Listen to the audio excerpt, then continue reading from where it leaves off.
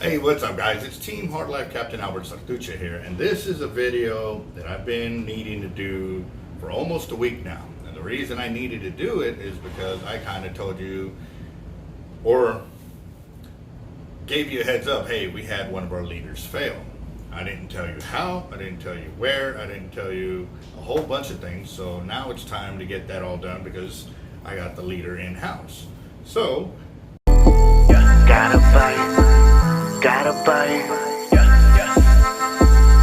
I think I got a lot of stress on my mind. It's a nice day to go. Yeah, I gotta line. I'ma call the whole team.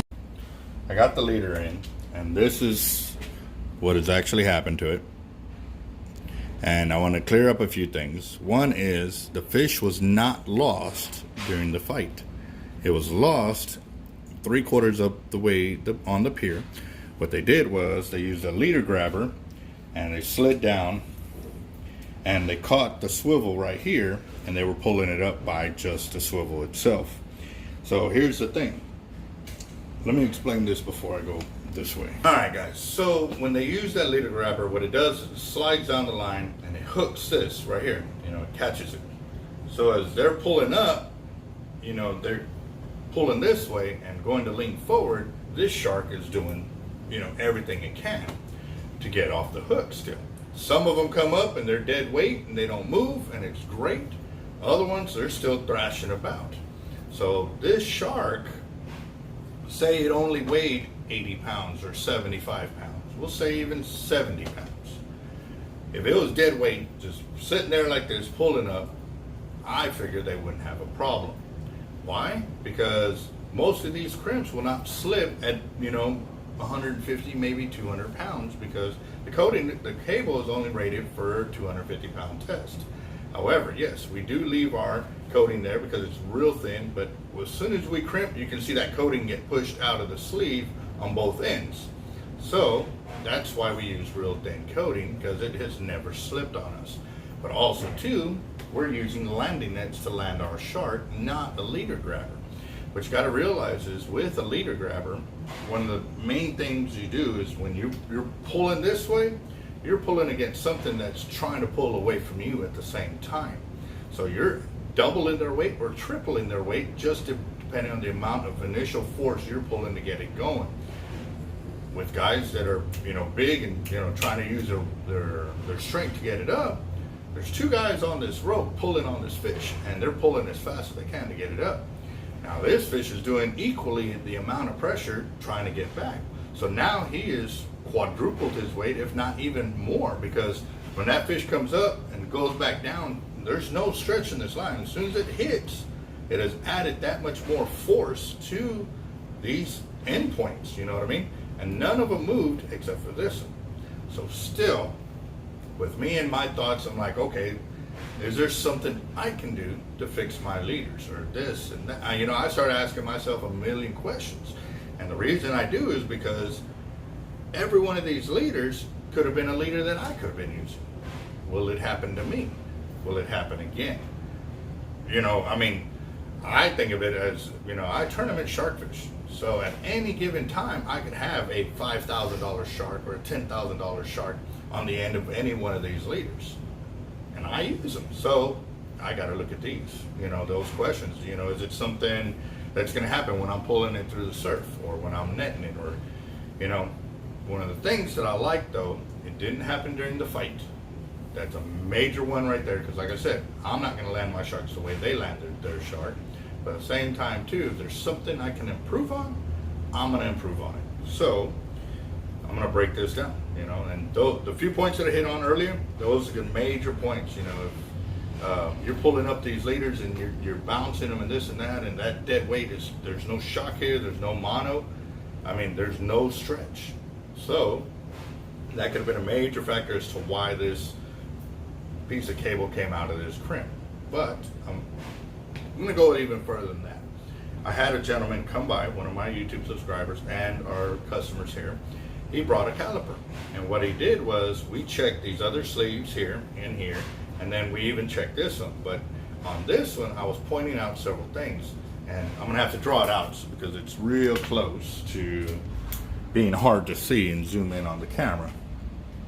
All right, so you've got your cable that comes in to a sleeve, right?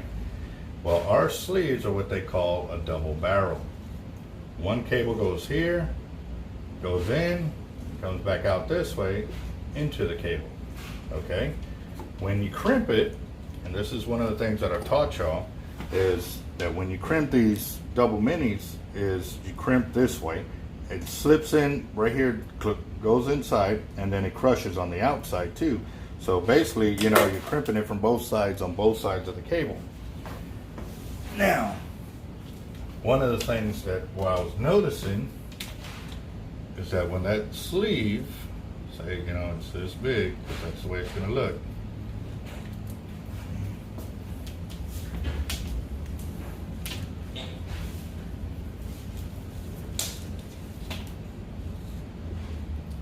So your cable is coming in this way.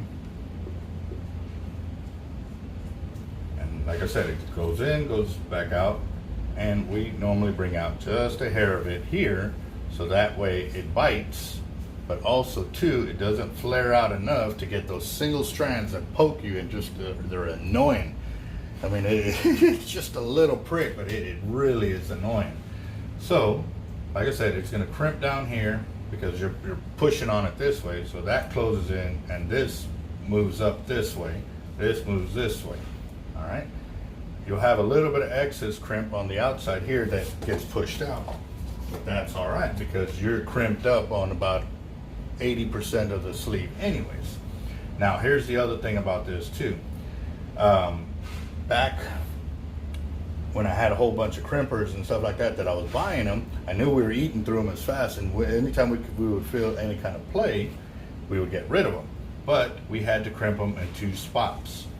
One, because they weren't wide enough to accept the whole crimp, so we would crimp here and then we would crimp here. And then I saw that on this one immediately. As soon as I saw that, I was like, oh man, okay, maybe that was it. And just top out of my hand. That's exactly what I saw. However, when it was crimped, it looked like this. It was kind of offset. Like this one came down, came off at an angle, you know what I mean? And this was really where it's supposed to be. Now, we measured that tight end here, and then we measured the looser end over here. So the cable was 0.38. This sleeve, the tightest portion we found was 0.32. Now, that was toward this end of the cable where it came in and it went out this way where it comes in. This section over here, it was 0.38. Now, looking back at when I was saying, hey, I noticed that the crimpers were getting a little bit of wear and tears because my attention to detail is, you know, it's above. I mean, I've been building leaders for a very, very long time. And this is something that I've had to instill into my workers, that like they need to pay attention to the little things like that when they are crimping these sleeves, because stuff like that, like I said, when you look at it, you look like it's crimped, it's good. Well, to me, I see it and I was like, I don't trust that. I would come back and re-crimp it. So this one was a perfect one. All these were all perfect except for this last one right there.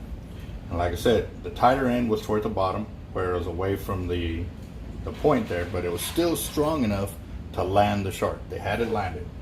But throwing that extra amount of weight that they were by roping the leader and it trying to fight in midair, I mean, when you jump up and you come down like that, you add that much more force that will cause a leader to fail, you know. And right here, like I said, I'm looking into it. And, you know, we have already improved the crimper since then because, like I said, that's one of the ones that was done by a new crimper. The hooks were put on first and then they come in at this. What I should have told them to do was go back and re-crimp everything. And actually, I did. No, I did. I did tell them to do that. But I'm going to show the guys and be like, hey, man, this is what can happen when y'all don't do as y'all are told. And granted, I'm going to take it a bit further. What is that? All right, so what I mean by taking it a bit further is I've had a lot of my leaders actually sent off and stress pulled. You know, there's a cable company that will certify the cable and the crimps and stuff like that for us. It costs some money, but I want to know what one sleeve will pull. But still, again, this is stress controlled pull. It'll put a tremendous amount of weight on it, but as it's pulling like that, it'll certify the weight and breaking strength of the cable, the sleeve, or whatever. But it's constant. It's not an inertial, you know, adding weight to it and coming down on it as hard as they can. Because like I said, you're maybe at 70 pounds, but you have just multiplied it by say 5 or 6 or 8. That's a variable that I cannot replicate because 1, I wasn't there. 2, the length of the drop. 3, the amount of pressure they're pulling up. You know, there's so many things. And even then too, like I said, other than going, you know, overkilling and doing double crimps, it's gonna be the only way I can ever, you know, sit there and really say, okay, it'll never happen again. But at that same time, I need to know the breaking strength of all this cable. And like I said, since I've never had it fail, I never worried about it. But since one did, now it's opening the door for me to say, you know what, let me check this out. Maybe it all was just that little miss of a crimp right there in comparison to actually holding all that weight. But again, too, when you're roping a fish, when you rope it constantly, you know, don't jerk and then go real fast because it's gonna hurt you if your leader ain't designed for it. And like I said, our leaders made the catch happen.